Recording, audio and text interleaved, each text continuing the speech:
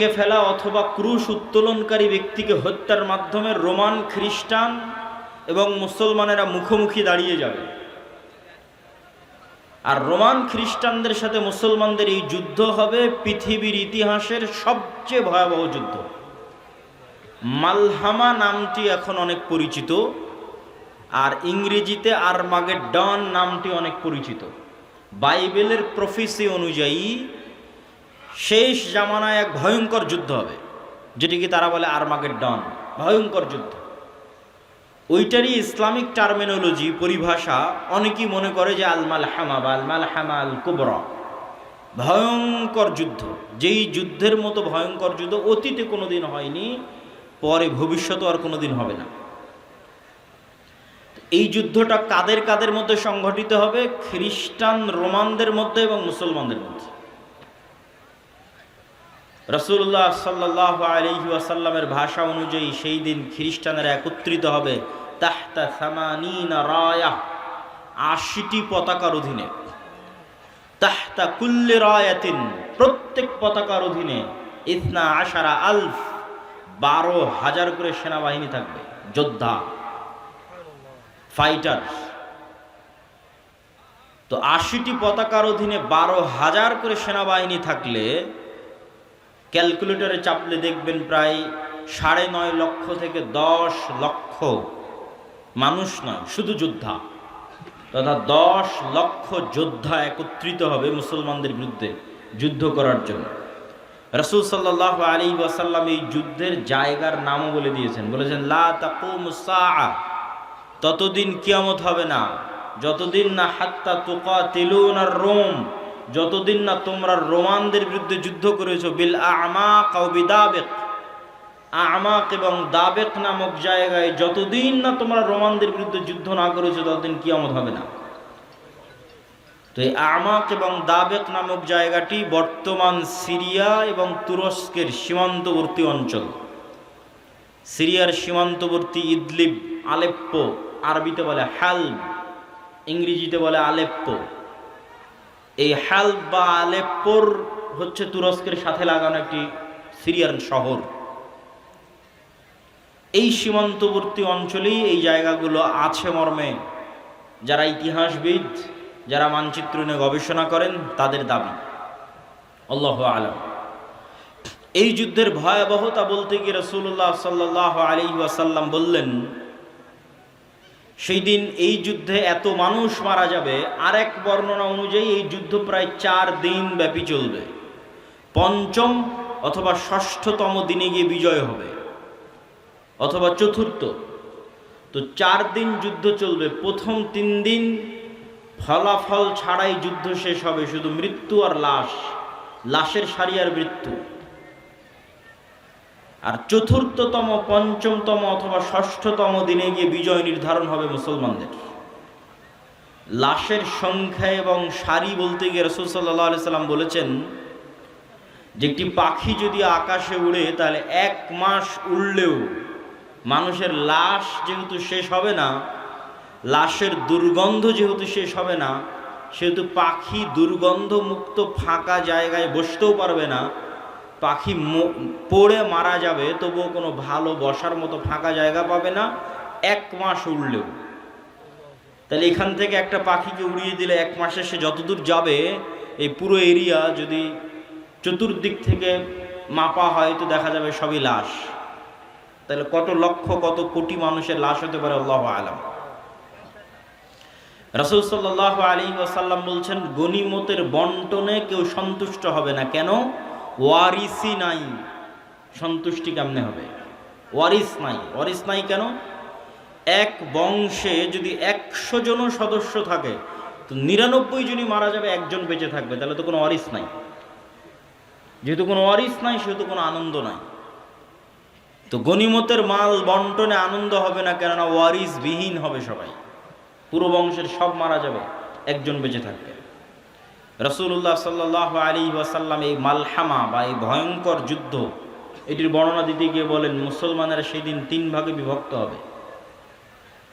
সুলুসুন ইয়াহজিমু, ৩ ভাগের ১ ভাগ যুদ্ধের মাঠ থেকে পালিয়ে যাবে। লা ইয়াতুবুল্লাহু আলাইহিম আবাদান, আল্লাহ সুবহানাহু ওয়া তাআলা এদের তওবা কোনোদিন কবুল করবেন না। ইসলামে কবিরা গুনাহের যে লিস্ট আছে, তালিকা আছে, এই কবিরা গুনাহের তালিকায় শিরক সবচেয়ে বড়। তারপরে বিভিন্ন হাদিসে আছে পিতামাতার অবাধ্যতা, বিভিন্ন হাদিসে আছে নিরপরাধ মানুষকে হত্যা, বিভিন্ন হাদিসে আছে প্রতিবেশীর স্ত্রীর সাথে জেনা। এই যে কবিরা গুনাহ, সবচেয়ে বড় কবিরা গুনাহের যে তালিকা, এই সবচেয়ে বড় কবিরা গুনাহের যদি সর্বোচ্চ 10টা তালিকা করা হয়, তার একটা জেহাদের মাঠ থেকে পলায়ন করা। কিন্তু কবিরা গুনাহ যত বড়ই হোক, তওবা আছে, শিরকেও তওবা আছে, যতক্ষণ শ্বাস আছে। সব অধিকাংশ সাহাবী তো মুশরিক থেকে ইসলাম গ্রহণ করেছে, শিরক করে তারপরে যে ইসলাম গ্রহণ করেছে। এখনও যারা ইসলাম গ্রহণ করেছে তো শিরক থেকে ইসলাম গ্রহণ করেছে। তাহলে শিরকের তওবা নাই মানে মৃত্যুর পরে কিয়ামতের মাঠে আল্লাহ চাইলে স্বেচ্ছায় এমন অনেক গুনাহ বান্দার মাফ করে দিতে পারে যেটার তওবাই ও করেনি। বুঝাতে না পারলে এটা আমার ব্যর্থতা। এমন অনেক গুনাহ আমরা করেছি যেটার তওবা আমরা করিনি, ইস্তেগফার করিনি, ক্ষমা চাইনি, তাও আল্লাহ ওই গুনাহ তার দয়ায় মাফ করে দিতে পারেন কিয়ামতের মাঠে। কিন্তু ওই যে দয়ায় মাফ করে দিবেন কিয়ামতের মাঠে আল্লাহ, ওই লিস্টে শিরক থাকবে না। এটা হলো শিরকের গুনাহ আল্লাহ ক্ষমা করবেন না। যে বান্দা যদি লাউ আতাইতুম, তুমি যদি আসো বিকরাবিল আরদি খাতায়া, আসমান জমিন পূর্ণ গুনাহ নিয়ে, তাহলে আমি আল্লাহ আসমান জমিন পূর্ণ ক্ষমা নিয়ে উপস্থিত হব।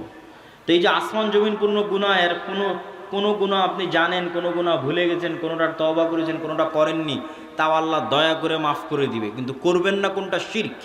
কিন্তু যতক্ষণ শ্বাস আছে ততক্ষণ সব গুনাহের ক্ষমা আছে, শিরকেরও ক্ষমা আছে। তো রাসূল সাল্লাল্লাহু আলাইহি ওয়াসাল্লাম বলছেন, যারা ওই যুদ্ধের মাঠ থেকে পলায়ন করবে এদের তওবা কবুল হবে না। 3 ভাগের 1 ভাগ, সুলুসুন, 3 ভাগের 1 ভাগ শহীদ হয়ে যাবে আল্লাহর রাস্তায়। রাসূল সাল্লাল্লাহু আলাইহি ওয়াসাল্লাম বলছেন তারা হচ্ছেন আফজালু শুহাদাইল আরজ, পৃথিবীর সর্বশ্রেষ্ঠ শহীদ। আল্লাহু আকবার। তারপরে বলছেন 3 ভাগের বাকি 1 ভাগ, 1 ভাগ তো পালিয়ে গেল, 1 ভাগ মরে শেষ, আর 1 ভাগ তারা বিজয়ী হবে। এরা বিজয়ী হওয়ার পর এই বিজয়ী দল ইয়াফতাতিহুনাল কুসতুনতুনিয়া, কনস্টান্টিনোপল বিজয় করবে। এই কনস্টান্টিনোপল, কুসতুনতুনিয়া হচ্ছে আজকের তুরস্কের ইস্তাম্বুল, যেটা দীর্ঘদিন তুরস্কের রাজধানী ছিল। এখন রাজধানী আঙ্কারা, কিন্তু ইস্তাম্বুল সবচেয়ে ঐতিহাসিক শহর। সুলতান মুহাম্মদ আল ফাতেহ ইস্তাম্বুলকে বিজয় করেছিলেন। কিন্তু হাদিসের ভাষায় বোঝা যাচ্ছে কিয়ামতের পূর্ব মুহূর্তে, দাজ্জাল প্রকাশের পূর্ব মুহূর্তে পুনরায় মুসলমানেরা তুরস্ক বিজয় করবে, তথা মুসলমানদের বর্তমান যে তুরস্ক মুসলমানদের হাতে আছে, এটি মুসলমানদের হাতে নাও থাকতে পারে। না হলে কনটেক্সট মিলানো কঠিন যে কিয়ামতের পূর্ব মুহূর্তে মুসলমানেরা তুরস্ক কিভাবে বিজয় করবে। এই ঘটনারই ধারাবাহিকতায় আর এক হাদিসে, আমি কিন্তু এক হাদিস বলতেছি না, বিভিন্ন হাদিস থেকে যুক্ত করতেছি। আর এক হাদিসে রাসূলুল্লাহ সাল্লাল্লাহু আলাইহি ওয়াসাল্লাম বলেন, ততদিন পর্যন্ত কিয়ামত হবে না যতদিন না বানু ইসহাকের 70,000 মানুষ, ইসহাক আলাইহিস সালাতু ওয়াস সালামের বংশের, ইব্রাহিম আলাইহিস সালাতু ওয়াস সালামের বংশের 70,000 মানুষ যতদিন না এমন এক শহরে যুদ্ধ করছে, মাদিনাতুন, এমন এক শহরে যুদ্ধ করছে, জানিবুহাল বার ওয়া জানিবুহাল বাহর, যার এক পাশে সমুদ্র আর এক পাশে সমতল। কোন শহর? আলেম ওলামা মতভেদ করেছেন। কেউ বলেছেন এটি ইতালির রাজধানী রোম, কেউ বলেছেন এটি তুরস্কের ইস্তাম্বুল, কুসতুনতুনিয়া, কনস্টান্টিনোপল। ইতালির রাজধানী রোম হওয়ার পক্ষে আর একটা জয়ীফ হাদিস আছে, যে রাসূল সাল্লাল্লাহু আলাইহি ওয়াসাল্লামকে জিজ্ঞেস করা হচ্ছে যে উম্মতে মুহাম্মাদি কোন শহর আগে বিজয় করবে কিয়ামতের পূর্ব মুহূর্তে, কুসতুনতুনিয়া না রোমিয়া? কিন্তু হাদিসের সানাদ দুর্বল। তো এমন এক শহর, যেই শহরের, কিন্তু এখন যেটা অনুবাদ করতেছি এটা সহিহ বুখারী মুসলিমের হাদিসগুলো অনুবাদ করতেছে, যেগুলো আমি পূর্ণ অনুবাদ করতেছি এগুলো, তথা কিয়ামতের পূর্ব মুহূর্তে যা ঘটবে তার সবচেয়ে বিশুদ্ধ যেগুলো হাদিস। তো রাসূল সাল্লাল্লাহু আলাইহি ওয়াসাল্লাম বললেন এমন এক শহর বিজয় করবে বানু ইসহাকের, ইব্রাহিম আলাইহিস সালাতু ওয়াস সালাম, ইসহাক আলাইহিস সালাতু ওয়াস সালামের বংশের 70,000 মানুষ, যেই শহরের এক পাশে সমুদ্র আর এক পাশে সমতল, কিন্তু ওই যুদ্ধ হবে বিদুন সিলাহ, লা ইয়ারমুনা আইয়ু সাহমিন, না তারা কোনো তীর নিক্ষেপ করবে না তরবারি চালাবে, কোনো অস্ত্র ছাড়া বিজয় হবে। কিসের মাধ্যমে বিজয় হবে? তারা শুধু মুখে উচ্চারণ করবে লা ইলাহা ইল্লাল্লাহু আল্লাহু আকবার। এই এক তাকবীর ধ্বনিতে শহরের এক দেওয়াল পড়ে যাবে, দ্বিতীয় তাকবীর ধ্বনিতে শহরের দ্বিতীয় দেওয়াল পড়ে যাবে, তৃতীয় তাকবীর ধ্বনিতে শহরের তৃতীয় দেওয়াল পড়ে যাবে। মুসলমানেরা বিনা বাধায়, বিনা রক্তপাতে এবং বিনা অস্ত্র প্রয়োগে ওই শহরে প্রবেশ করবে। তো যদি এটি কুস্তুনতুনিয়া হয় তাহলে এই যে আগের ঘটনার ধারাবাহিকতায়, আগে যে ভয়ঙ্কর মালহামা হলো, এই যে লক্ষ লক্ষ কোটি কোটি মানুষ মারা গেল, তারপরে মুসলমানেরা বিজয় হলো, খ্রিস্টানরা পরাজয় হলো, এই সেনাবাহিনী এবার যখন সিরিয়া এবং তুরস্কের সীমান্তবর্তী অঞ্চল থেকে বিজয় অভিযান নিয়ে রওনা দিবে ইস্তাম্বুল কুস্তুনতুনিয়া বরাবর, তখন ইস্তাম্বুলে প্রবেশ করতে তাদের আর আলাদা কোনো অস্ত্র প্রয়োগ করতে হবে না। তাকবীর ধ্বনিতে ওই নগরীর দেওয়াল পড়ে যাবে এবং তারা বিনা অস্ত্র প্রয়োগে শহর বিজয় করবে। অথবা ওই আগের হাদিসে কুস্তুনতুনিয়া বিজয় হয়ে গেছে, কুস্তুনতুনিয়া বিজয়ের পর এই বিজয় কাফেলা চলতেই থাকবে। ম্যাপ চেক করলে বুঝবেন, চলতে চলতে চলতে পৌঁছে যাবে ইতালির রাজধানী রোমে। যখন ইতালির রাজধানী রোমে পৌঁছবে তখন আর এখানে কোনো অস্ত্র প্রয়োগ করতে হবে না, তাকবীর ধ্বনিতে শহর বিজয় হয়ে যাবে। দুটের যে কোনো একটা আল্লাহ সুবহানাহু ওয়া তাআলা ভালো জানেন। এই দুই বিজয়ের অথবা এক বিজয়ের, কুস্তুনতুনিয়া বিজয় অথবা কুস্তুনতুনিয়ার পরে রোম বিজয়, ইতালির রাজধানী রোম বিজয়, এই দুই বিজয়ের কোনো এক বিজয়ের পরে আড়াল থেকে, বেশিরভাগ হাদিসে আছে কুস্তুনতুনিয়া বিজয়ের পর, শয়তান চিৎকার করে বলবে দাজ্জাল তোমাদের বাড়িতে প্রবেশ করে গেছে। কিন্তু এটা মিথ্যা সংবাদ হবে। কিন্তু তখন তৎকালীন এই মুজাহিদ বাহিনী যারা যুদ্ধ করতেছে তাদের যিনি নেতা থাকবেন তিনি 10 জন অশ্বারোহীকে রওনা করিয়ে দিবেন দাজ্জাল সত্যি সত্যি বের হয়েছে কিনা এটা অনুসন্ধান করার জন্য। তো রাসূলুল্লাহ সাল্লাল্লাহু আলাইহি ওয়াসাল্লাম বলছেন এই যে 10 জন বের হবে, আসমাহুম ওয়া আসমা আবাইহিম, এদের নাম, এদের বাপ দাদার নাম, এদের গায়ের রং, এদের ঘোড়ার গায়ের রং সব আমি এখন বলে দিতে পারবো, এখন যেন আমি দেখতে পাচ্ছি। কিন্তু তিনি বলেননি, কিন্তু তিনি জানতেন যে কোন 10 জন, তাদের নামও তিনি জানেন, তাদের বংশও তিনি জানেন, তাদেরকে রওনা করিয়ে দেওয়া হবে। এই ঘটনার সাথে আরেকটা ঘটনা যুক্ত আছে যেটা না বললেই নয়। যেই দিন এই মালহামা হবে, এটা ছুটে গেছে বলতে, সেই দিন ওই হাদিসে রাসূল সাল্লাল্লাহু আলাইহি ওয়াসাল্লাম বলছেন ইয়াখরুজু মিনাল মাদিনা খিয়ারু আহলিল আরদ, মদিনা থেকে যুদ্ধ করার জন্য সিরিয়াতে এসে রোমানদের বিরুদ্ধে যুদ্ধ করবে, এই জন্য মদিনা থেকে তৎকালীন বিশ্বের খিয়ারু আহলিল আরদ, সবচেয়ে আল্লাহওয়ালা তাকওয়াবান পরহেজগার একদল মানুষ বের হবে। আল্লাহু আকবার। তৎকালীন বিশ্বের সবচেয়ে তাকওয়াবান আল্লাহওয়ালা পরহেজগার মানুষেরা তখন মদিনায় থাকবে। তাদের একটা জামাত এই যুদ্ধে অংশগ্রহণ করার জন্য মদিনা থেকে রওনা দেবে। তখন এই রোমান খ্রিস্টান এম্পায়ারের সেনাবাহিনীরা বলবে মদিনার মানুষ তোমাদের এখানে কাজ কি? খাল্লু বাইনানা ওয়া বাইনাল্লাযিনা সাবাউ মিন্না, আমাদের যুদ্ধ এই সিরিয়ার মানুষদের সাথে, তোমরা আমাদের রাস্তা ক্লিয়ার করে দাও, তোমাদের এই যুদ্ধে বাধা দেওয়ার কি দরকার? অথবা আমাদের মধ্যে থেকে আগের যুদ্ধের ধারাবাহিকতায়, মানে এর আগেও আরো অনেক যুদ্ধ হয়ে থাকতে পারে, ধারাবাহিকতার কাছে বন্দী হয়ে আছে, বন্দী হওয়ার পর তারা তোমাদের দিন গ্রহণ করে নিয়েছে, ওদের সাথে আমাদের যুদ্ধ, তোমরা কেন ওদেরকে বাঁচাতে আসতেছো? এরকম একটা কনটেক্সট হাদিসের মধ্যে আছে। তখন মদিনার মানুষেরা উত্তরে বলবে আমরা আমাদের ভাইদেরকে একাই ছেড়ে দিতে পারি না, অতএব এই যুদ্ধে আমরা অংশগ্রহণ করবই করব। এখানে ভাইদেরকে বলতে দুটোই উদ্দেশ্য হতে পারে, সিরিয়ার মুসলমানদেরকে অথবা রোমানদের মধ্যে যারা বন্দী হয়েছিল খ্রিস্টান, পরে মুসলমান হয়ে গেছে, ওদেরকে এরা চাচ্ছে নিয়ে নিতে, যে আমরা তো আমাদের লোকজনকেই চাচ্ছি, তোমাদের কি সমস্যা? ওদেরকে বাঁচাতে এরা বলবে না আমাদের মুসলিম ভাইদেরকে আমরা একাই ছেড়ে দিতে পারি না, তখনই যুদ্ধ হবে। তো এবার এই যে 10 জন অশ্বারোহী রওনা দিল দাজ্জালের অনুসন্ধানে, দাজ্জালকে খুঁজতে, তখনও দাজ্জাল বের হয়নি। তো কিন্তু মুজাহিদ বাহিনী হতবিহব্বল, তটস্থ, হতভম্ব হয়ে যাবে, কেননা দাজ্জালের ফিতনা পৃথিবীর সবচেয়ে বড় ফিতনা। আদম আলাইহিস সালাতু ওয়াস সালাম যেই ফিতনায় পা দিয়ে জান্নাত থেকে বের হয়ে গেছেন, ওটাও ফিতনা।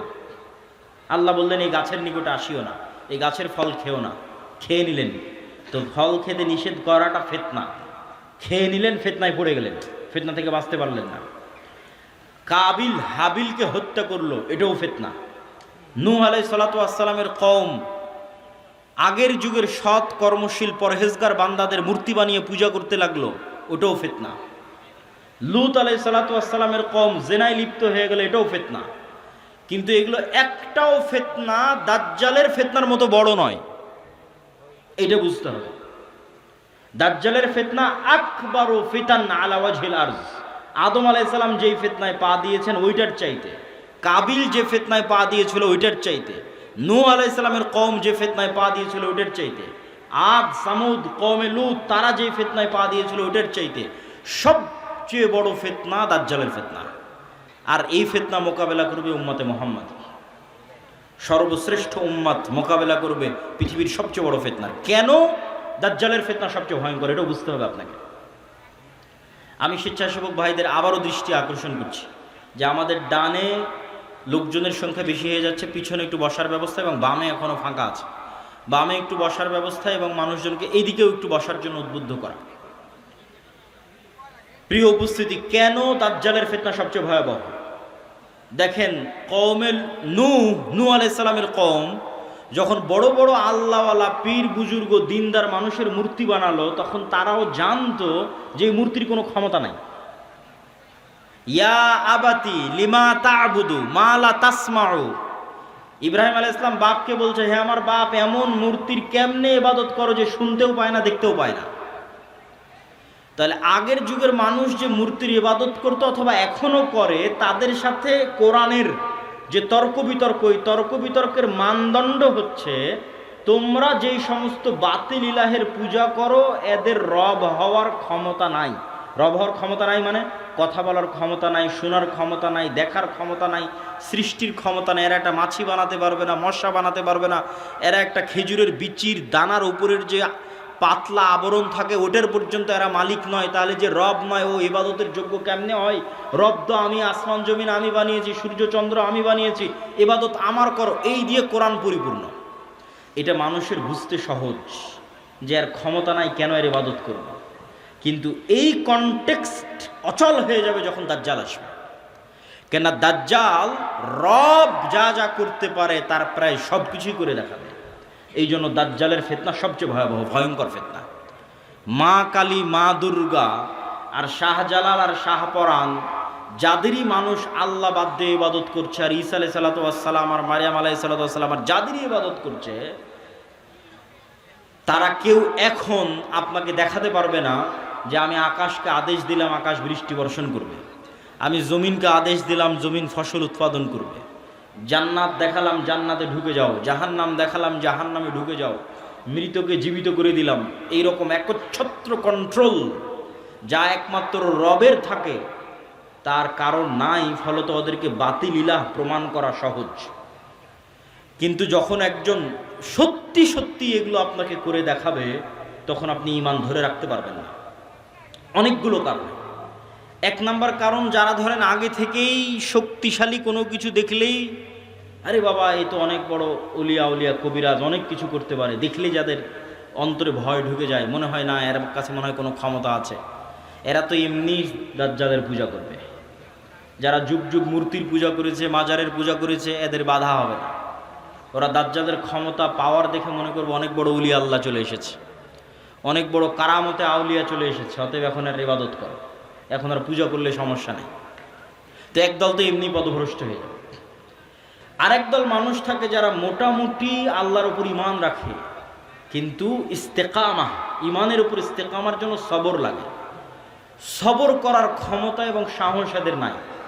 এদের দেখবেন এখন দুনিয়াবি ক্ষমতা যাদের কাছে, ওদের ওখানে গিয়ে সিজদা দিচ্ছে।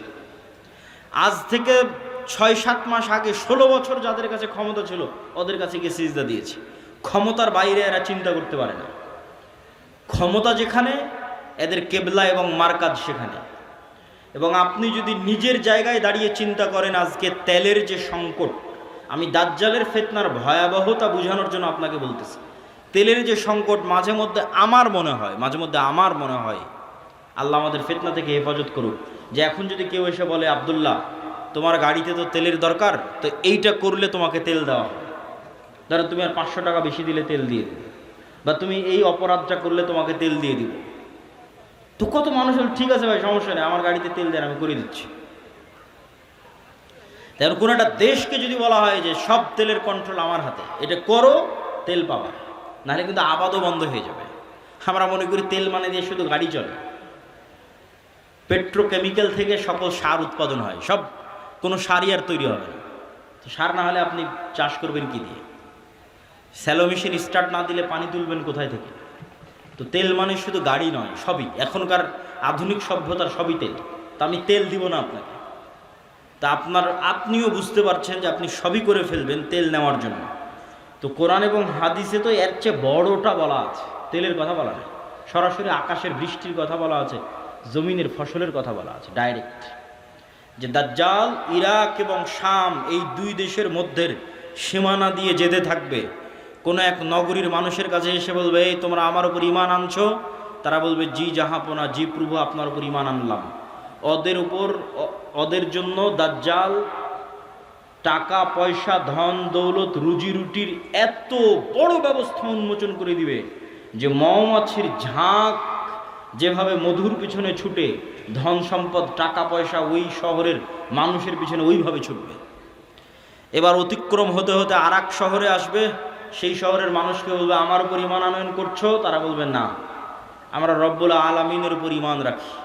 দাজ্জাল বলবে, আকাশ এখানে বৃষ্টি বর্ষণ বন্ধ করে দাও, জমিন এখানে ফসল উৎপাদন বন্ধ করে দাও, খাবার দাবার বন্ধ, টাকা পয়সা বন্ধ, সকল কিছু বন্ধ, মোবাইল বন্ধ, ইন্টারনেট বন্ধ। আজকের যুগে যদি কল্পনা করেন, এখনই আপনি ঈমান ধরে রাখতে পারবেন না, যখন ঘটবে তখনকার কথা তো বহু পরে। তো শাম অঞ্চলের মানুষেরা না খেতে পেয়ে ধনুক চাবিয়ে খাবে, তীর চাবিয়ে খাবে। তীর তো খাওয়ার জিনিস না, ধনুক তো খাওয়ার জিনিস না, কিন্তু গাছের পাতাও যেহেতু উৎপন্ন হবে না, তো কি খাবে? গাছের পাতাও তো উৎপন্ন হবে না। তো এ হলো দাজ্জালের ফিতনা, পৃথিবীর সবচেয়ে ভয়ঙ্কর এবং ভয়াবহ ফিতনা। দাজ্জালের ফিতনা সম্পর্কে বলতে গিয়ে দুইটা হাদিস না বললেই না। একটা হাদিসে রাসূলুল্লাহ সাল্লাল্লাহু আলাইহি ওয়াসাল্লাম বলছেন যে দাজ্জাল পৃথিবীতে 40 দিন সফর করবে। 40 দিনের প্রথম দিন হবে 1 বছর, দ্বিতীয় দিন হবে 1 মাস, তৃতীয় দিন হবে 1 সপ্তাহ। আর দাজ্জালের গতি হবে কাগাইসিন ইস্তাদবারাত হুররিহ, এমন মেঘমালা যেই মেঘমালাকে ঝড়ো বাতাস উড়িয়ে নিয়ে যাচ্ছে। এই যে কয়দিন পরে কালবৈশাখী ঝড় হবে, আকাশে তাকিয়ে দেখবেন ঝড়ের সময় মেঘ কত দ্রুত চলে। তো ঝড়ের বাতাসে যে মেঘ খুব দ্রুত চলে, এরকম দ্রুত গতি হবে দাজ্জালের। তো আল্লাহর নবী মেঘের সাথেও তুলনা দিয়েছেন। এখন যন্ত্র দিয়ে মেঘের মতো আকাশে উড়বে না দাজ্জাল নিজেই আকাশে উড়বে, আল্লাহু আ'লাম, আল্লাহ সুবহানাহু ওয়া তাআলা ভালো জানেন। কিন্তু দাজ্জালের আগমনে পৃথিবীতে এত ব্যাপক বৈপ্লবিক পরিবর্তন হবে যে পৃথিবীর দিন 1 বছরের সমান হয়ে যাবে। এটা হঠাৎ করে আল্লাহর আদেশে, কোনো কারণ ছাড়াই আল্লাহ বলবেন দিন এখন তুমি 1 বছরের সমান হও, এরকম নয়। আল্লাহ লাতিফ, প্রত্যেকটা জিনিস ঘটনা পরম্পরায় হয়, মানুষ দেখবে এটা স্বাভাবিক। তথা এই ভূমণ্ডল, নভমণ্ডল, সৌরজগতে এমন বৈপ্লবিক কোনো পরিবর্তন হবে, অথবা এই পৃথিবীতে এমন বৈপ্লবিক কোনো পরিবর্তন হবে, অথবা সূর্য এবং চন্দ্রের বর্তমান ঘূর্ণায়মান প্রক্রিয়ায় এমন বড় বৈপ্লবিক পরিবর্তন হবে যেটা স্বাভাবিক হতে সময় লাগবে। 1 দিন হবে 1 বছর, তারপরের 1 দিন হবে 1 মাস, তারপরের 1 দিন হবে 1 সপ্তাহ, তারপরে স্বাভাবিক। ওইটার আগে কিছু একটা ঘটবে। দাজ্জালের আগমনই ওই রকম ভয়ঙ্কর এবং ব্যতিক্রম হবে। আল্লাহু আ'লাম সেটা কি হবে। দাজ্জালের বিষয়ে আরেকটি হাদিসে রাসূলুল্লাহ সাল্লাল্লাহু আলাইহি ওয়াসাল্লাম, যেটা তামিম আদ-দারির হাদিস, যারা 30 দিন সমুদ্রে লাইবা বিহিমুল মাউজ শাহরান কামিলান, সমুদ্রের ঝড়ো বাতাস এবং ঢেউ 1 মাস যাবৎ তাদেরকে কোথায় নিয়ে গেছে কোনো কন্ট্রোল ছিল না নৌকার উপর। এক দ্বীপে গিয়ে যখন নৌকা ঠেকলো, তখন দেখছে একটা প্রাণী, জীবজন্তু জানোয়ার, গরু ছাগল মহিষ যেমন জীবজন্তু জানোয়ার, এরকম জীবজন্তু জানোয়ার যার মুখ এবং পা সব এত বিশাল লোমে ঢাকা যে কোনটা মুখ আর কোনটা পিছন এটা বোঝা যাচ্ছে না, এই জানোয়ার কথা বলতেছে। তো মানুষ তো কোনোদিন দেখেনি, মানুষ ছাড়া আর পৃথিবীর কোনো জীবজন্তু জানোয়ারকে কথা বলতে। তো আরবের ওই মানুষেরা এই জানোয়ারকে কথা বলতে দেখে মনে করেছে এটা জিন, শয়তান, কিন্তু জীবজন্তু জানোয়ার। ও বলছে আনাল জাসাস, আমি গোয়েন্দা, একটা মানুষ তোমাদের সাথে সাক্ষাতের অপেক্ষা করছে, এদিকে যাও। তো তামিম আদ-দারি বলছে আমরা যখন ওই মানুষের কাছে গেলাম, বিশাল দেহের মানুষ, এত বিশাল দেহের মানুষ আগে কোনোদিন কখনো দেখিনি। তো দাজ্জালের বিশাল দেহের হওয়াটা কি ব্যতিক্রম কিছু? ব্যতিক্রম কিছু না। আমরা এখন 5 ফিট 5 ইঞ্চি 6 ফুট হয়ে গেছি, কিন্তু আদি পিতা আদম আলাইহিস সালাম তো আর 5 ফিট ছিলেন না। আদম আলাইহিস সালাম ছিলেন 60 দেরা, 60 হাত, 60 গজ, 40 মিটার, প্রায় 10 তলা 15 তলার সমান উঁচু। তাহলে এখন যদি আদম আলাইহিস সালাম আমার সামনে উপস্থিত হয়, তাহলে আমি তো আশ্চর্য হয়ে যাবো, কারণ এই বিশাল দেহের মানুষ তো আমি কোনোদিন দেখিনি। তাহলে দাজ্জাল বিশাল দেহের হবে, এটা ব্যতিক্রম নয়, কেননা দাজ্জাল তো আদমেরই সন্তান, মিন উলদে আদম, আদমের সন্তান। তো তার হাত, তার হাঁটু এবং তার কাঁধ এমন শক্ত করে বাঁধা আছে। আমরা তাকে জিজ্ঞেস করলাম তুমি কে? সে বলে আমার পরিচয় তোমরা জানবেই, তোমরা বলো তোমরা কারা। তা আমরা আমাদের পুরো ঘটনা বললাম। এবার দাজ্জাল 4টা প্রশ্ন করেছে। নাখাল বাইসান, আইনে জোগার, বহাইরা তাবারিয়া, নাবিয়ুল উম্মিয়িন।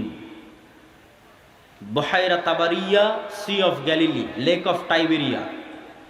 নাখলে বাইসান, বাইট শিয়ান। আর আইনে জোগার, স্প্রিং অফ জোয়ার। আর নাবিয়ুল উম্মিয়িন, পড়ালেখা জানে না, লিখতে জানে না, পড়তে জানে না, এমন নবী। আমাদের নবী মুহাম্মদ সাল্লাল্লাহু আলাইহি ওয়াসাল্লাম লিখতেও জানতেন না, পড়তেও জানতেন না। উনি দেখে যে পড়বেন এটা জানতেন না, কোরআন মুখস্থ করেছিলেন। প্রিয় উপস্থিতি, তো দাজ্জাল তাদেরকে এই যে 4টে জিজ্ঞেস করলো, 4টে জিজ্ঞাসার প্রথম 3টে জিজ্ঞাসার সাথে পানি কানেক্টেড আছে, পানি এবং চাষ কানেক্টেড আছে। সি অফ গ্যালিলি, পানির উৎস, বহাইরা তাবারিয়া, ইসরায়েলের সীমানার মধ্যে। এখন এটা ইসরায়েলের সীমানার মধ্যে। বাইবেলের প্রফেসি অনুযায়ী তথা বাইবেলের বর্ণনা অনুযায়ী ঈসা আলাইহিস সালাম যত মুজিজা দেখাতেন সব এই সাগরের আশেপাশে, এই লেক, এই হ্রদ, এই খালের আশেপাশে। তো দাজ্জাল বলছে একদিন এখানে পানি থাকবে না। এখন পানি দাজ্জাল আসার আগেই শেষ হবে সেটা ঠিক না, আসলে না, দাজ্জাল আসার শেষ হবে না। কেন আরাক হাদিসে বলতেছে ইয়াজুজ মাজুজ যখন বের হবে তখন ওরা বহাইরা তাবারিয়ার পানি খেয়ে শেষ করে দিবে, খেয়ে শেষ করে দিয়ে অন্যদিকে আগাবে পানি শেষ করার জন্য। তাহলে পানি যদি দাজ্জাল আসার আগেই শেষ হয়, তাহলে ইয়াজুজ মাজুজ আবার কোথায় পানি পাবে? এটাও তো একটা প্রশ্ন। কিন্তু দাজ্জাল বলছে এখানে একদিন পানি থাকবে না। তার মানে কি ইয়াজুজ মাজুজ এসে শেষ করবে ওটার ভবিষ্যৎবাণী, না দাজ্জাল আসার আগেই শেষ হবে? মানে অনেকেই দেখি এখন খুঁজে যে বহাইরা তাবারিয়াতে পানি শেষ হচ্ছে কিনা, সেটার জন্য বলতেছে যে পানি যে দাজ্জাল আসার আগেই শেষ হবে এটা মনে করাটা একদম 100% ঠিক এটা বলা যাবে না। কেন আরাক হাদিসে কি বলা হচ্ছে? ইয়াজুজ মাজুজ এসে বহাইরা তাবারিয়ার পানি খেয়ে নেবে। তো বলে এখানে একদিন পানি থাকবে না। 2 নম্বর কি? নাখাল বাইসান, বাইসানের খেজুর বাগান, এটাও ইসরায়েলের একটা বড় শহর, বাইট শিয়ান। বলে এখানে কি মানুষ খেজুর চাষ করে? তো বলে করে। তো বলে এখানে একদিন পানিও থাকবে না, খেজুর চাষের ব্যবস্থাও থাকবে না। তার বলে আইনে জোগার, স্প্রিং অফ জোয়ার, এটার বর্ণনাও বাইবেলে আছে। আগের যেমন বহাইরা তাবারিয়ার বর্ণনা বাইবেলে আছে, এই আইনে জোগার, স্প্রিং অফ জোয়ার, এটার বর্ণনাও বাইবেলে আছে। কি হিসেবে আছে? লূত আলাইহিস সালাম যেখানে ছিলেন ওই শহরটা যখন আল্লাহ ধ্বংস করে দিলেন, লূত আলাইহিস সালামকে যেখানে তিনি আশ্রয় দিলেন সেখানে তার জন্য পানির ব্যবস্থা, অথবা যে জায়গায় তিনি আশ্রয় নিয়েছিলেন সেই জায়গা হচ্ছে স্প্রিং অফ জোয়ার। এই জন্য ওই বহাইরা তাবারিয়ার স্প্রিং অফ জোয়ার, আইনে জোগার, এই দুটেই খ্রিস্টানেরা ব্যাপক হারে দেখতে যায়, ভিজিট করতে যায়। তো এখান থেকে আমাদের জানার বিষয় কি? এই হাদিস থেকে জানার বিষয় হচ্ছে দাজ্জাল প্রশ্ন করেছে একটা নির্দিষ্ট জায়গায়, যার প্রত্যেকটা এরিয়া 30-40 কিলোমিটারের মধ্যে। এই বহাইরা তাবারিয়া বলেন, আইনে জোগার বলেন, নাখাল বাইসান বলেন, এই বগুড়া জেলার মধ্যেই, মানে একটা সেম এরিয়ার মধ্যেই। তথা কিয়ামতের পূর্ব মুহূর্তের ফিতনার বর্ণনাগুলো নিশ্চিতভাবে কিয়ামতের পূর্ব মুহূর্তে যা যা হবে এগুলো মক্কা মদিনার বাইরে, মক্কা মদিনায় হবে না। মক্কা মদিনা ফিতনা মুক্ত থাকবে। কোথায় হবে তাহলে? সিরিয়াতে, শাম। শাম মানে আগে ফিলিস্তিনি বোঝানো হতো, শাম মানে আগে মসজিদে আকসাই বোঝানো হতো। শাম মানে আজকের শাম নয়, তথা মসজিদে আকসা এবং এর আশেপাশের অঞ্চল যেগুলোতে এখন ইসরায়েল, ফিলিস্তিন, জর্ডান, এই যে অঞ্চলগুলো এবং এখনকার যে সিরিয়া, সব কিছু এই অঞ্চলে হবে। দাজ্জালের এই সংক্ষিপ্ত বর্ণনা এবং দাজ্জালের ফিতনার এই সংক্ষিপ্ত বর্ণনার পরে কি হবে? ওই যে মুজাহিদ বাহিনী যারা দাজ্জালের মিথ্যে সংবাদ শুনে এবার দেমাশকে ফিরে আসবে, যুদ্ধ বিজয় অভিযান বাদ, কেন এটা ভয়ঙ্কর ফিতনা। এই ভয়ে দাজ্জাল আসলে বের হয়েছে কিনা, যুদ্ধ বাদ দিয়ে সবাই ফিরে আসবে তাদের যেটা সেন্টার, তাদের সেন্টার দামেস্ক। যুদ্ধ যদি রোম পর্যন্ত গিয়ে থাকে, ইতালির রাজধানী, ওখান থেকেও ফিরে দামেস্কে আসবে। যদি তুরস্কের রাজধানী ইস্তাম্বুল পর্যন্ত গিয়ে থাকে, ওখান থেকে ফিরে দামেস্কে আসবে। এবার দামেস্কে আসতে আসতে সত্যিই দাজ্জাল বের হয়ে যাবে। এবার রিয়ালি প্রকৃত অর্থে দাজ্জাল বের হয়ে গেছে। এবং দাজ্জাল বের হওয়া মাত্রই সকল ক্ষমতা দাজ্জালের কাছে চলে যাবে। এটার বিবরণ আরেকটু পরে দিব, এখানে এটা শেষ করে নিই। তো দাজ্জাল বের হয়ে যাবে। এই দামেস্কের মসজিদে ফজরের সালাতে যখন জামাত হবে, তখন এবার ঈসা আলাইহিস সালাতু ওয়াস সালাম অবতীর্ণ হবেন। কেননা দাজ্জালের ফিতনা যেই লেভেলের অলৌকিক, ওইটা মোকাবেলা করার জন্য ওই লেভেলের অলৌকিক লাগবে। তথা দাজ্জালের এই ফিতনা মোকাবেলা ওই মুজাহিদরাও করতে পারবে না যারা ইস্তাম্বুল বিজয় করেছে, রোম বিজয় করেছে। এবং কিছু কিছু হাদিসের বর্ণনা অনুযায়ী তারা ভারতও বিজয় করতে পারে। মানুষের মাথায় একটা চিত্র আগে থেকে ঢুকে আছে যে দাজ্জাল যখন বের হবে পৃথিবীতে, তখন পুরো পৃথিবী দাজ্জালের কন্ট্রোলে থাকবে। এটা ভুল কথা। দাজ্জাল যখন বের হবে তখন পুরো পৃথিবী মুসলমানদের কন্ট্রোলে থাকবে। মানে মুসলমানেরা বিজয় করে শেষ করে দিবে, সব বিজয় করে ফেলবে। মসজিদে আকসা বিজয়, ইস্তাম্বুল বিজয়, খ্রিস্টানরা তো পরাজিতই হয়ে যাবে, ইতালির রাজধানী রোম বিজয়, ভারত বিজয়, পুরো পৃথিবীতে মুসলমানদের জয় জয়কার থাকবে। হাদিস থেকে আমি যতটুকু চিন্তা ভাবনা করে দেখেছি, এটাই বেশি খাপ খায়, এটাই বেশি মিলে, যে দাজ্জাল বের হওয়ার পূর্বে, ইমাম মাহদি আসার আগেই, অথবা ইমাম মাহদির সাথী, অথবা ইমাম মাহদির সহ, যেটাই বলেন, দাজ্জাল এবং ঈসা ইসলাম আসার পূর্বে পৃথিবী মুসলমানদের, মসজিদে আকসা মুসলমানদের, তুরস্ক মুসলমানদের, ইতালি, পুরো ইউরোপ মুসলমানদের, ভারত মুসলমানদের, সবই মুসলমানদের। মুসলমানদের বিজয় যখন সর্বোচ্চ স্তরে,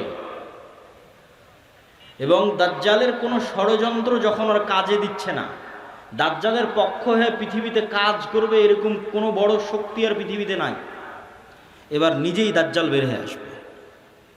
কেননা যারা দাজ্জালের পক্ষ নিয়ে কাজ করতে, তারা সব বিপদে পড়ে গেছে, কেননা বিজয় মুসলমানদের হয়ে গেছে। তো ইহুদিরাও এক মাসিহের অপেক্ষা করতেছে, বিপদ থেকে, বিপদে পড়লে বিপদ থেকে বাঁচায় যে সে মাসিহ, মাসিহ দাজ্জাল। খ্রিস্টানেরাও ঈসা মাসিহ, বিপদে পড়লে বিপদ থেকে বাঁচায় যে সেই মাসিহ ঈসা আলাইহিস সালাম বিপদ থেকে বাঁচাবে। খ্রিস্টানেরাও বিশ্বাস করে ঈসা আলাইহিস সালাম আবার আসবে, কিন্তু তারা এটা জানে না যে ঈসা আলাইহিস সালাম মারা যায়নি, জীবিত আছে। আমরা জানি ঈসা আলাইহিস সালাম মারা যাননি, জীবিত আছে। আর তারা মনে করে মরে গেছে, কিন্তু পুনর্জন্ম হয়ে পুনরায় ঈসা আলাইহিস সালাম পৃথিবীতে আসবে, তাদেরকে বাঁচানোর জন্য, খ্রিস্টানদের বাঁচানোর জন্য। তাহলে সারা পৃথিবীর সবাই শেষ জামানার একজন বিশাল মাসিহের অপেক্ষায়। এবং আধুনিক এখনকার বিশ্বের যতগুলো নিউজ চ্যানেল রিপোর্ট, সবগুলোতেই বর্তমান যে যুদ্ধ চলতেছে, এই যুদ্ধ নিয়েও এই আলোচনাগুলো আমাদের দেশে নয়, এই অঞ্চলে নয়, ইউরোপ এবং আমেরিকায় আলোচিত হচ্ছে। যারা বিশ্ব শাসন করে তাদের কাছে, তাদের ভাষায় দাজ্জাল হচ্ছে অ্যান্টি ক্রাইস্ট ইংরেজিতে, আর মালহামা হচ্ছে আর্মাগেড্ডন, আর জেসাস ঈসা আলাইহিস সালাম উনি আসবেন। অ্যান্টি ক্রাইস্ট না আসলে জেসাস আসবে না। অ্যান্টি ক্রাইস্ট মানে দাজ্জাল। আর অ্যান্টি ক্রাইস্ট ততক্ষণ আসবে না যতক্ষণ না ইহুদিরা জেরুজালেমে একত্রিত হচ্ছে, এটা তাদের বিশ্বাস। ইভাঞ্জেলিক্যাল খ্রিস্টিয়ান যারা, যারা ইঞ্জিল কেন্দ্রিক খ্রিস্টান, তাদের বিশ্বাস। তো ফলত তাদেরও ঈসা আলাইহিস সালামকে নিয়ে আসতে হবে, ইহুদিদেরও একজন মাসিহ লাগবে। ফলত সবাই সেইটারকে সামনে নিয়ে কাজ করতেছে। যে ওইটা যত দ্রুত ঘটানো যাবে তত দ্রুত মনে করতেছে আমাদের বিজয়, কিন্তু সবার কামনা অনুযায়ী তো কাজ হবে না, সবার চাওয়া অনুযায়ী কাজ হবে না। কেননা সবাই ভুল বুঝবে, ভ্রান্তিতে পা দিবে। কি কি ভ্রান্তিতে পা দিবে বলি? ইহুদিদের আসল মাসিহা যিনি, আসল মাসিহ যিনি, তিনি তো চলে এসেছেন, কিন্তু তারা তো গ্রহণ করেনি। ইহুদিদের প্রকৃত মাসিহ তো ছিল মুহাম্মদ সাল্লাল্লাহু আলাইহি ওয়াসাল্লাম নিজেই। মুহাম্মদ সাল্লাল্লাহু আলাইহি ওয়াসাল্লামের অপেক্ষায় তারা মদিনায় গিয়ে বসে থাকতো, অনেক আগে গিয়ে বসেছিল, ইমান তো আনেনি। তো এরা তো মাসিহকে চিনতে পারে, ঈসা আলাইহিস সালাম তো মাসিহ চিনতে পারেনি, ইমান আনেনি, ঈসা আলাইহিস সালামকে হত্যা করার চেষ্টা করেছে, নিকৃষ্ট। তো এই জন্য এদের সঠিক মাসিহ এরা পাবে না, এরা দাজ্জালকেই মনে করবে আমাদের মাসিহ, কিন্তু দাজ্জাল তো হবে ভ্রান্ত। এই জন্য দাজ্জালের অনুসারী কারা হবে? ইহুদিরা। রাসূল সাল্লাল্লাহু আলাইহি ওয়াসাল্লাম বলছেন, ইয়াতবাউদ দাজ্জাল ৭০ আলফা ইহুদ মিন আসবাহান। ইরানের ইস্পাহান শহরের ৭০,০০০ ইহুদি দাজ্জালের অনুসারী হবে। তাহলে ইহুদিরা দাজ্জালকে মাসিহ মনে করে দাজ্জালের অনুসারী হবে, কিন্তু দাজ্জাল তো পরাজিত হবে। কিন্তু প্রথম প্রথম যখন দাজ্জাল আসবে তখন তো সব ক্ষমতা দাজ্জালের হাতে, ফলত যে কেউ পথভ্রষ্ট হয়ে যাবে। তো এই অংশের সামারিটা করি। এই অংশের সামারি হচ্ছে, দাজ্জাল এবং ঈসা আলাইহিস সালাম আসার পূর্বে মুসলমানেরা পৃথিবী বিজয় করবে এবং ইহুদি এবং খ্রিস্টানরা বিপদে পড়বে। যেহেতু ইহুদি এবং খ্রিস্টানরা বিপদে পড়বে, বিশেষ করে ইহুদিরা, তো এখন ইহুদিদের বাঁচানোর জন্য দাজ্জাল বের হবে। এবং যেহেতু দাজ্জালের পক্ষে কাজ করার মতো আর পৃথিবীতে কেউ অবশিষ্ট নাই, এই জন্য এবার দাজ্জাল নিজেই বের হবে। দাজ্জাল যখন নিজেই বের হবে তখন এক নিমিষে, এক সেকেন্ডে সকল ক্ষমতা দাজ্জালের কাছে চলে যাবে। মুসলমানেরা হতভম্ব, হতবিহ্বল হয়ে যাবে।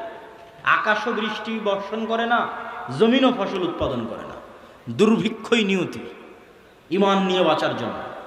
তথা সেই সফল যে বলবে আমি মরতে প্রস্তুত কিন্তু ইমান বিক্রি করতে প্রস্তুত নই। সেই সফল যার একটা টাকার প্রতি অবৈধ লোভ নাই, অবৈধ একটা টাকার প্রতি ন্যূনতম লোভ নাই। আপনি নিজেই নিজের আত্মা এবং নাফসকে চেক করেন যে আপনার একটা টাকার প্রতি যদি, অবৈধ টাকার প্রতি যদি ন্যূনতম লোভ থাকে, আপনি দাজ্জালের ফিতনা থেকে বাঁচতে পারবেন না। পরকালে যার বিশ্বাস সর্বোচ্চ পর্যায়ে, পরকালে যার বিশ্বাস সর্বোচ্চ লেভেলে, ও দাজ্জালের ফিতনা থেকে বাঁচতে পারবে। আসহাবুল উখদুদ ওয়াস সামাই যাতিল বুরুজ ওয়াল ইয়াউমিল মাউউদ ওয়া শাহিদু ওয়া মাশহুদ কুতিলা আসহাবুল উখদুদ। ওদের বলা হলো হয় ঈমান না হয় সামনে আগুন, ঝাঁপিয়ে পড়ো। তো ওরা বলল আমরা আগুনেই ঝাঁপিয়ে পড়ব। তো ওরা আগুনে কেমনে ঝাঁপিয়ে পড়বে, এটা ছাড়া সম্ভব নয় ঝাঁপিয়ে পড়া, যদি ওই আগুনে জান্নাত না দেখে। আর নিজের বাড়িতে যে এসি রুম আছে ওখানে জাহান্নামের আগুন জ্বলতেছে। তো ওরা এটা বিশ্বাস করে যে আমি যদি আমার এসি রুমে ফিরে যাই ইমান পরিত্যাগ করে, তাহলে ওই এসিরা বাতাস নয়, এটা জাহান্নামের আগুন। আর যদি সামনের আগুনে ঢুকে যায় তাহলে এটা আগুন নয়, এটা জান্নাত। তো এই সেম ঘটনা তো দাজ্জালের সময় হবে। দাজ্জালের জান্নাতে যে ঢুকবে ও ঢুকে গেল জাহান্নামে, আর দাজ্জালের জাহান্নামে যে ঢুকবে ও ঢুকে গেল জান্নাতে। তাহলে পরকালের উপর ইয়াকিন না থাকলে তো আপনি দাজ্জালের ফিতনা থেকে বাঁচতে পারবেন না। তাহলে এবার দাজ্জালের আবির্ভাবের পর সারা পৃথিবীর সব মুমিন মুসলমান বিপদে, কোনো খাবার নাই, অসহায়, কিচ্ছু নাই। এবার বিপদগ্রস্ত মুমিন মুসলমানদের বাঁচানোর জন্য আসবে ঈসা আলাইহিস সালাম। এই হলো প্রেক্ষাপট। তাহলে শুরুতে বিপদে ইহুদি খ্রিস্টানেরা, বাঁচাতে আসবে দাজ্জাল। সব ক্ষমতা তখন দাজ্জালের কাছে। বিপদে এবার মুসলমানেরা। কোন মুসলমানেরা? যারা সব দেশ বিজয় করে শেষ করে দিয়েছে।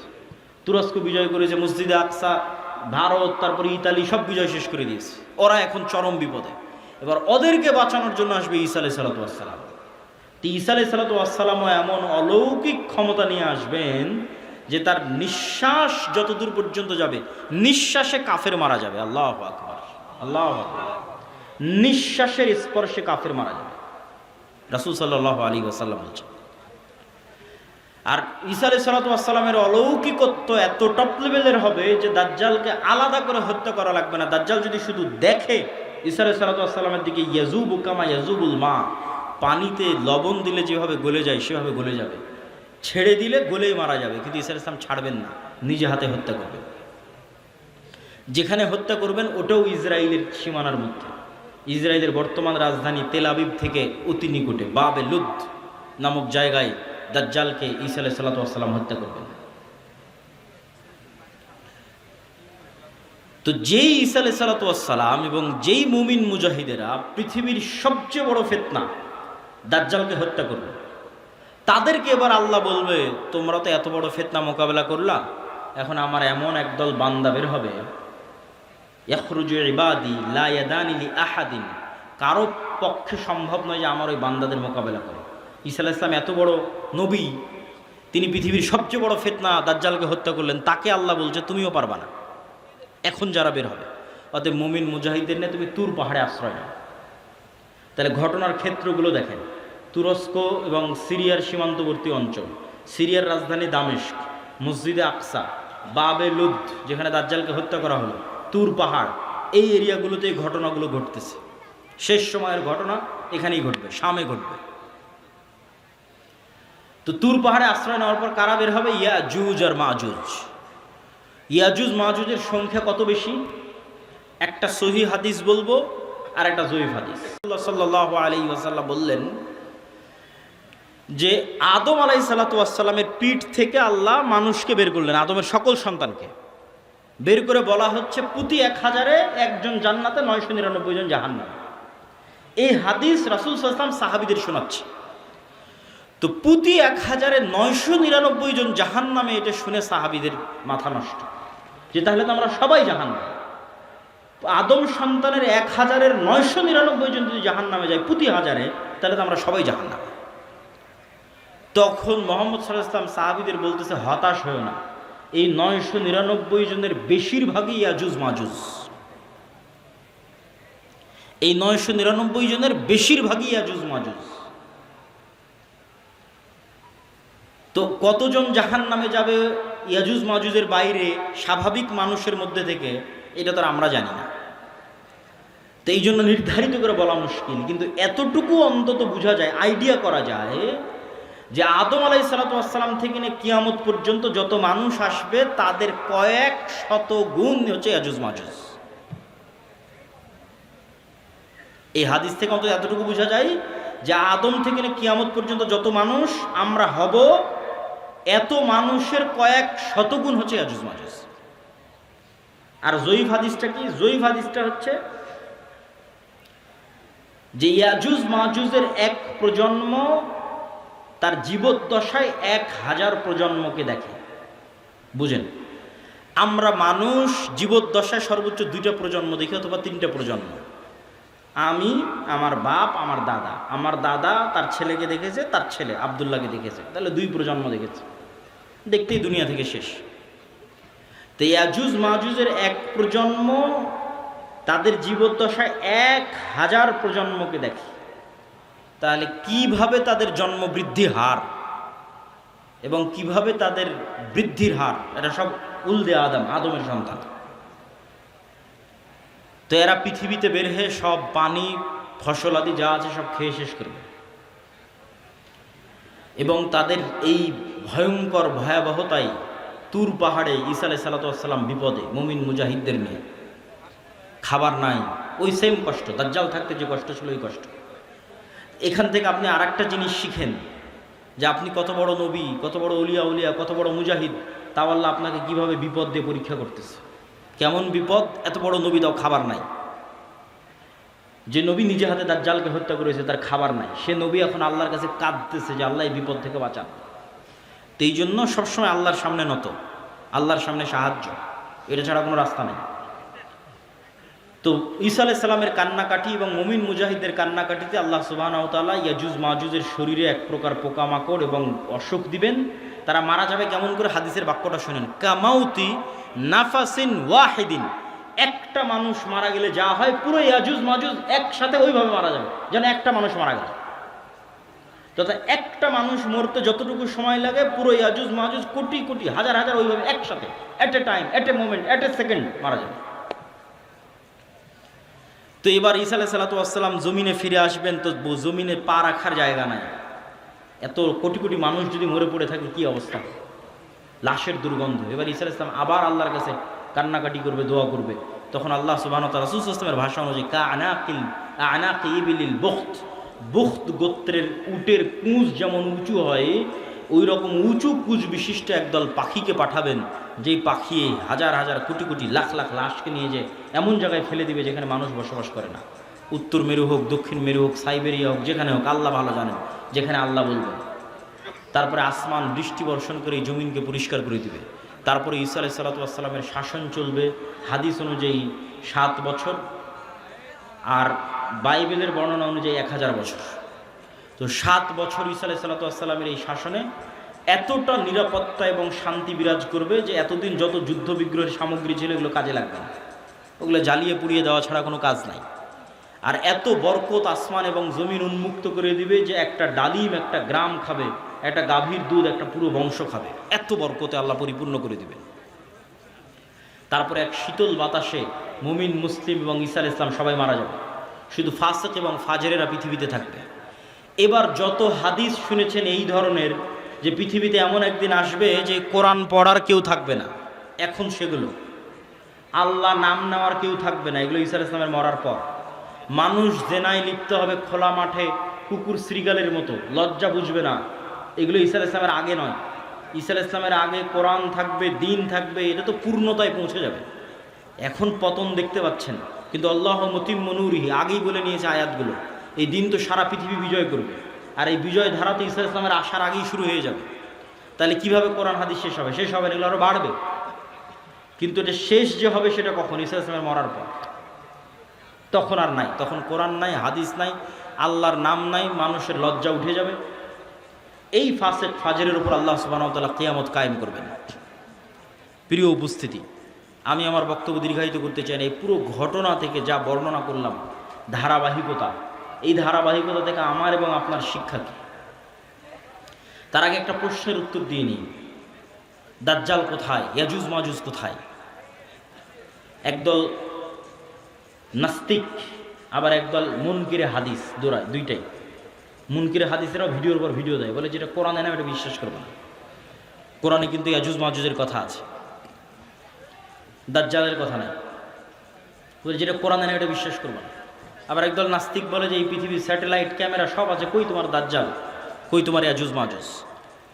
একটা ছোট্ট তথ্য দিয়ে রাখি, মানুষ মহাকাশ সম্পর্কে যা জানে এই মাটির নিচ সম্পর্কে তাও জানে না। এটা আমি কয়েকদিন আগে পড়াশোনা করতে গিয়ে দেখলাম যে মানুষ সারাদিন মহাকাশ নিয়ে গবেষণা করছে, চাঁদে যাবে, মঙ্গলে যাবে, কিন্তু মাটির নিচে মাত্র 12 কিলোমিটার পর্যন্ত মানুষ জানে, তারপরে আর জানে না। তাহলে পুরো পৃথিবী কত বড়? আপনি এখান থেকে 12 কিলোমিটার মাপেন, কত দূর হয় গাবতলী বাজার থেকে, তো মাটির নিচে মাত্র 12 কিলোমিটার পর্যন্ত আপনি জানেন, তার নিচে আর কেউ জানে না। পৃথিবীর বর্তমান কোনো বিজ্ঞানী নয়, কোনো বিজ্ঞান নেই, কেন ওই 12 কিলোমিটার পরে গবেষণা করার সক্ষমতাই নাই, কোনো যন্ত্র মেশিন পাঠানোর সক্ষমতাই নাই। তাহলে মাটির নিচের মাত্র 12 কিলোমিটার পর্যন্ত আপনি জ্ঞান রাখেন। আকাশে চন্দ্রে চলে গেছেন, মঙ্গল গ্রহে চলে গেছেন, সেটা ভিন্ন বিষয়, কিন্তু নিজের পায়ের নিচে এটাই জানেন না। এই যে বিশ্বের এই উন্নত বিজ্ঞানের সর্বোচ্চ শিখরে পৌঁছে মানুষ জানে না যে এই মাটির নিচে কি আছে। তাহলে কেমনে মানুষ দাবি করবে দাজ্জাল কোথায়, ইয়াজুজ মাজুজ কোথায়? এ দাবি করাই তো ভুয়া, পাগলামি। আরেকটা জিনিস দেখলাম, মহাসাগর সম্পর্কে মানুষ অজ্ঞ। মহাকাশ সম্পর্কে ঠিক আছে অনেক জানতেছে, মহাসাগরে এমন অনেক জায়গা আছে যে জায়গাগুলোতে মানুষ পৌঁছতেই পারে না, যে জায়গাগুলোর উপর দিয়ে বিমানও উড়ে যেতে পারে না, যে জায়গাগুলোতে কোনো জাহাজও অতিক্রম করে না, এরকম অসংখ্য জায়গা আছে। তো সাগর এবং সাগরের নিচে কি আছে, মাটি এবং মাটির নিচে কি আছে, এটা সম্পর্কে আজকের বিশ্ব সবচেয়ে অজ্ঞ, অন্তত মহাকাশের তুলনায়। তো ইন্নাল্লাহা আলা কুল্লি শাইইন কাদির, আল্লাহ সকল কিছুর উপর ক্ষমতাবান। আর কোনোটাই যদি না হয় তো অন্তত একটা উত্তর তো দেওয়াই যায়, যেটা আল্লাহ সুবহানাহু ওয়া তাআলা কোরআন মাজিদে বলছেন যে আল্লাহ 7 আসমান এবং 7 জমিন সৃষ্টি করেছেন, আর 7 জমিনে আল্লাহর আদেশ অবতীর্ণ হয়, কোরআনের আয়াত। 7 জমিনে আল্লাহর, আর সবচেয়ে আরও একটা ভয়ঙ্কর বিষয় যে আল্লাহর আসমান বানাতে যত সময় লেগেছে জমিন বানাতেও তত সময় লেগেছে। 7 আসমান বানাতে যা টাইম 7 জমিন বানাতেও তাই টাইম। তাহলে 7 আসমান কত বড়, 7 জমিন তাহলে কত বড় হতে পারে? এখন ইয়াজুজ মাজুজ আর দাজ্জাল যদি অন্য জমিন থেকে বের হয়ে আসে, এই জমিনে কিছু করার নেই, এটাকে অস্বীকার করতে পারবে না যে না নিশ্চিত নাই। তো অতএব আল্লাহ সুবহানাহু তাআলা সকল কিছুর উপর ক্ষমতাবান। এই জমিনেও থাকতে পারে, এই জমিনের সাগরেও থাকতে পারে, এই জমিনের নিচেও থাকতে পারে। মানুষের জ্ঞান পরিপূর্ণ নয়, অন্য জমিনেও থাকতে পারে, সেখান থেকেও আসতে পারে। এই জন্য সূরা কাহাফ, দাজ্জালের ফিতনা থেকে বাঁচতে সূরা কাহাফ পড়তে বলা হয়েছে। সূরা কাহাফের সব ব্যতিক্রম ঘটনাগুলো দাজ্জালের আসার সাথে মিলবে, দাজ্জালের যুগের যে ফিতনা ওগুলোর সাথে মিলবে। সূরা কাহাফের 4টা ব্যতিক্রম ঘটনা আছে। তার মধ্যে একটা ব্যতিক্রম ঘটনা খিজির আলাইহিস সালামের। কই থেকে আসলো খিজির আলাইহিস সালাম? কোথায় ছিল? বলে মাছ যেখানে জীবিত হয়ে যাবে সেখানে খিজির আছে। তুমি মাছ ভেজে নিয়ে রওনা দাও, যেখানে মাছ জীবিত হয়ে যাবে ওখানে খিজির আছে। তো খিজির আলাইহিস সালাম জিজ্ঞেস করতেছে যে সালাম কিভাবে? মুসা আলাইহিস সালাম সালাম দিচ্ছে, সালাম জান্নাতের সালাম দুনিয়াতে কিভাবে? তো খিজির আলাইহিস সালাম যদি অন্য পৃথিবী থেকে এসে থাকে নিশ্চিত করে, অথবা এই পৃথিবীতেও থাকতে পারে, তো খিজির আলাইহিস সালামকে যদি আল্লাহ সুবহানাহু ওয়া তাআলা আড়ালে রাখতে পারে, দাজ্জাল এবং ইয়াজুজ মাজুজকেও আল্লাহ সুবহানাহু ওয়া তাআলা আড়ালে রাখার সক্ষমতা আছে। তো ওই দাজ্জালের সময়ের ফিতনার সাথে এই সূরা কাহাফের ঘটনাগুলো মিলবে। আসহাবে কাহাফ, আসহাবে কাহাফের কথা বলতে গিয়ে আল্লাহ বলছেন ওয়াহুম আইকাজ, তাদেরকে আমি ঘুমিয়ে রেখেছি, কিন্তু মানুষ দেখলে মনে করবো ওরা জেগে আছে। আপনি দেখলে মনে করবেন এই মানুষটা জেগে আছে, কিন্তু ওরা নিজেরাও বুঝতে পারছে ওরা ঘুমিয়ে আছে। আল্লাহও বলছেন ঘুমিয়ে আছে। এইভাবেই 309 বছর পার হয়ে গেছে। ওরা ঘুম থেকে উঠে মনে করছে যে কই, আমরা তো অল্প কিছুক্ষণ মনে হয় শুয়েছিলাম, ঘুমিয়েছিলাম, কিন্তু 300 বছর পার হয়ে গেছে। তো সময়ের যে আপেক্ষিকতা, এটার কন্ট্রোল আল্লাহর হাতে। এই আপেক্ষিকতার প্রভাবিত মানুষ দেখবে যে একদিন হয়ে যাবে 1 বছরের সময়। তো পৃথিবীতে অবশ্যই ব্যাপক কোনো পরিবর্তন ঘটবে, যেটার প্রভাবে 1 বছর, 1 মাস, 1 সপ্তাহ। সেটা কি আল্লাহ সুবহানাহু ওয়া তাআলা ভালো জানেন। তো প্রিয় উপস্থিতি, এই 1 নাম্বার কর্তব্য কি, সংক্ষিপ্ত বক্তব্য শেষ করে দিচ্ছি, এগুলোর উপর ঈমান রাখা। 2 নাম্বার কি, যে কোনো মুহূর্তেই দাজ্জাল বের হতে পারে, যে কোনো মুহূর্তে কিয়ামত হতে পারে। কথা এটাই ঠিক। রাসূল সাল্লাল্লাহু আলাইহি ওয়াসাল্লাম আশঙ্কা করতেন দাজ্জাল মনে হয় এখনই বের হয়ে গেল। এরকম অনেকগুলো ঘটনা আছে হাদিসে। ইবনে সাইয়াদের ঘটনাগুলো বেশি, তার মধ্যে প্রসিদ্ধ। তো ফিতনা তো সবসময়ই চলছে। তো ফিতনার সময় আপনি বেঁচে থাকবেন, ঈমান নিয়ে বেঁচে থাকবেন, এটার 2টা কাজ: পরকালের প্রতি সর্বোচ্চ জ্ঞান, সর্বোচ্চ ইয়াকিন, এবং অবৈধ 1 টাকার উপরে, অবৈধ ধন সম্পদ ক্ষমতার উপর ন্যূনতম লোভ না থাকা। এবং সফলতা এটা নয় যে আপনি বাড়ি গাড়ি টাকা পয়সার মালিক হবেন, সফলতা এটা যে আপনি ঈমান এবং সালাত অবস্থায় পৃথিবী থেকে বিদায় নেবেন, এটাই সফলতা। তো আল্লাহ সুবহানাহু ওয়া তাআলা যেন আমাদের ঈমান অবস্থায়, সালাত অবস্থায় পৃথিবী থেকে বিদায় নেওয়ার তৌফিক দান করে বলেন আল্লাহুম্মা আমিন।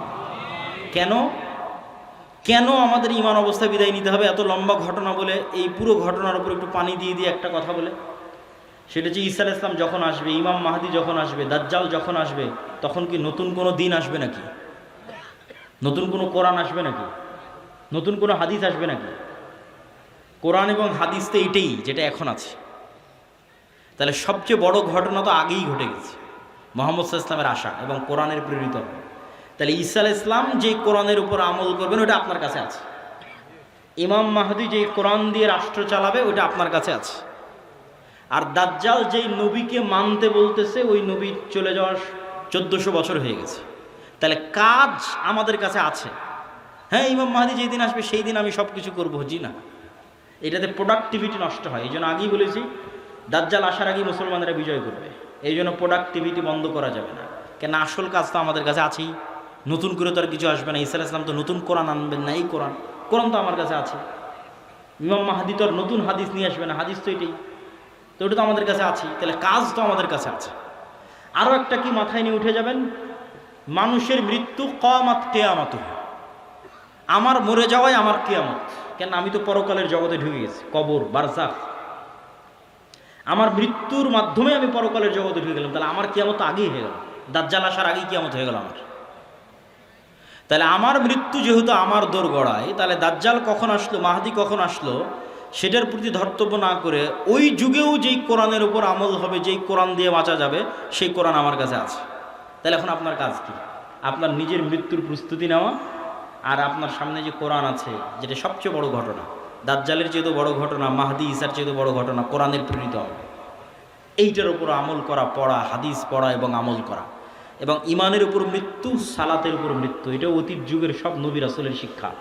আল্লাহ সুবহানাহু ওয়া তাআলা আমাদের তৌফিক দান করুক, আল্লাহুম্মা আমিন। বক্তব্যের শেষে বৈঠকি দানের আহ্বানের পাশাপাশি দুটো জরুরি কথা। এই যে ভাইয়েরা যারা মক্তব পরিচালনা করে গাবতলী শাখায়, আপনারা আমাদের মক্তব অলিম্পিয়াড দেখেছেন এনটিভিতে, বিশাল আয়োজন। সারা দেশে প্রায় 7 শতাধিক মক্তব আমাদের অধীনে ট্রেনিং করা আছে। এখনও ট্রেনিং চলতেছে রাজশাহী জামিয়া সালাফিয়াতে, নতুন 30-40টা মক্তবের, এরকম প্রতিনিয়ত ট্রেনিং চলতেই থাকে। তো এই যে প্রায় 30,000 ছাত্রছাত্রী এই 700টা মক্তবে অধ্যয়ন করে, পড়াশোনা করে। তো এই যে কোরআনের শিক্ষা, কোরআনের জ্ঞান আমরা ছড়িয়ে দিচ্ছি, এই মসজিদ এই মক্তবগুলো থেকেই কিন্তু খেলাফা প্রতিষ্ঠিত হবে। শেষ জামানায় যারা ইসলামকে বিজয় করবে তারা বের হয়ে আসবে। এই মসজিদ এই মক্তবগুলোকে আপনাদের মূল্যায়ন করতে হবে এবং নিজ নিজ মসজিদে মক্তব চালু করা এটা কঠিন কিছু নয়। ভাই আপনাদের অধীনে মক্তব কেমনে চালাবো, অনেকেই প্রশ্ন করে, অতি সহজ। আপনি আমাদের যে অফিসিয়াল নাম্বার আছে সেখানে ফোন দিয়ে বলবেন পরের ট্রেনিং কবে, আপনার মক্তবের শিক্ষককে ট্রেনিংয়ে পাঠিয়ে দেবেন। ট্রেনিংয়েই তাকে সব বুঝিয়ে দেওয়া হবে কীভাবে কী হবে না হবে, মক্তব কেমনে চালাবে। শুধু এতটুকু জানা যে পরের ট্রেনিং কবে, এর জন্য কোনো বুকিংও লাগবে না, কিছু লাগবে না। ট্রেনিং শুনে জামিয়া সালাফিয়ায় ঢুকে যেতে হবে যে ঠিক আছে এতটার সময় ট্রেনিং, আমি এসেছি, 7 দিনের প্রস্তুতি নিয়ে যেতে হবে, অতি সহজ। তো এই যে আমাদের দাওয়াতি কাজগুলো, আরেকটি বড় দাওয়াতি কাজ মাসিক আল ইতিসাম। আমি নিয়মিত লিখি, সম্পাদকীয় লিখি, ভিন্নাতুল বাড়ি লিখি, পবিত্র কোরআনের সংক্ষিপ্ত ব্যাখ্যা লিখি। 3টে লেখা শুধু আমারই থাকে মাসিক আল ইতিসাম। আব্দুর রহমান বিন আব্দুর রাজ্জাক, শেখ আব্দুর রাজ্জাক বিন ইউসুফ, আরও বড় বড় আলেম ওলামা সবারই লেখা থাকে, সম্পাদকীয় থাকে। এই মাসের সম্পাদকীয় আছে ইরান এবং ইসরায়েলের যুদ্ধের উপর, এরকম সমসাময়িক সব বিষয় নিয়ে লেখা থাকে। এই মাসিক আল ইতিসামের এজেন্ট হতে হবে, নিতে হবে, পড়তে হবে, সম্পৃক্ত থাকতে হবে। আর এই যে ইমান বাড়াতে বললাম, ইমান ধরে রাখা, এটার জন্য আল্লাহর পথে যাত্রা, এই বইটা খুব গুরুত্বপূর্ণ। এটা ইমানের মজবুতির জন্যই এই বইটা লেখা, আল্লাহর পথে যাত্রা। এই বইটা প্রত্যেক মসজিদ, মাদ্রাসা, স্কুল, কলেজের দার্সের অন্তর্ভুক্ত হওয়া দরকার। যে মসজিদে মানুষ দার্স দিবে সেই দার্সের অন্তর্ভুক্ত হওয়া দরকার। আরও যে সমস্ত বই পুস্তকগুলো আছে, শেখ আব্দুর রাজ্জাক বিন ইউসুফ, আব্দুর রহিম বিন আব্দুর রাজ্জাক, কাসুস ইসলাম দেখতে কেমন ছিলেন, আইন রসুল, দোয়াধ্যায়, উপদেশ, সালাত, সব বইগুলোকে মূল্যায়ন করতে হবে।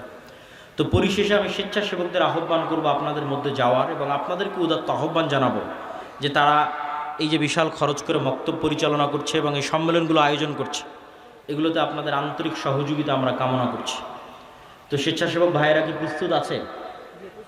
তো তাদেরকে আমি ঢোকার জন্য বলতেছি, জি। এবং এর মধ্যে বক্তব্যও চলতে থাকবে। আপনারা ব্যাপক হারে এবং বেশিভাবে এই দানে অংশগ্রহণ করার, আমি কিন্তু দেখতে পাচ্ছি না স্বেচ্ছাসেবকরা যে ঢুকতেছে, এটা কিন্তু বোঝা যায় না। তো সকলেই এটাতে আপনাদের সহযোগিতা অংশগ্রহণ করবেন। অর্থনৈতিক ইবাদত খুব শক্তিশালী, জান্নাত কিনা যাবে, সকল গুনাহের কাফফারা হবে, নেকিতে যত কমতি থাকবে পূরণ করা যাবে টাকা দিয়ে। দুনিয়াতে যেভাবে প্লট এবং ফ্ল্যাট সেল হয়, আল্লাহ ওইভাবে জান্নাত সেল করেন। দুটো জিনিসে, হয় আল্লাহর রাস্তায় যুদ্ধ করে শহীদ হয়ে যাও, নাহলে আল্লাহর রাস্তায় দান করে জান্নাত কিনে নাও। এর বাইরে জান্নাতের 100% কনফার্ম, নিশ্চিত জান্নাত নাই, কনফার্ম নাই। হতে পারে, যেতে পারেন, সেটা আছে। সালাত, সিয়াম, হজ, যাকাত হতে পারে, যেতে পারেন, নিশ্চিত যাবই। জিহাদ করে শহীদ হতে হবে, নাহলে টাকা দিয়ে জান্নাত কিনতে হবে, নিশ্চিত যাবই, কনফার্ম। জান্নাত কিনতে চাই নিশ্চিত, টাকা না হয় জিহাদ করে শহীদ। আর বাকিগুলো তো হতে পারে, আল্লাহ যদি দোয়া করে, তওবা ইস্তেগফার কবুল করে, সালাত যদি ঠিক থাকে, হতে পারে। আল্লাহ সুবহানাহু ওয়া তাআলা ভালো জানেন। আমি আমার বক্তব্য এখানেই শেষ করছি। আমার পরে আব্দুর রহিম বিন আব্দুর রাজ্জাক, তারপর আব্দুর রহমান বিন আব্দুর রাজ্জাক, এবং সবশেষে শেখ আব্দুর রাজ্জাক বিন ইউসুফ। যেহেতু অনেক দূর দূরান্ত থেকে এসেছেন, বিশৃঙ্খলা না করে সবাই আজকের এই ঐতিহাসিক আয়োজন, এভাবে একত্রিত হওয়া খুব কম জায়গায় হয়, সবার নিজ নিজ ব্যস্ততা আছে। এই বিশাল আয়োজনকে মূল্যায়ন করবেন বিশৃঙ্খলা না করে। আল্লাহ কবুল করুক, আল্লাহুম্মা আমিন। আসসালামু আলাইকুম ওয়া রাহমাতুল্লাহি ওয়া বারাকাতুহু।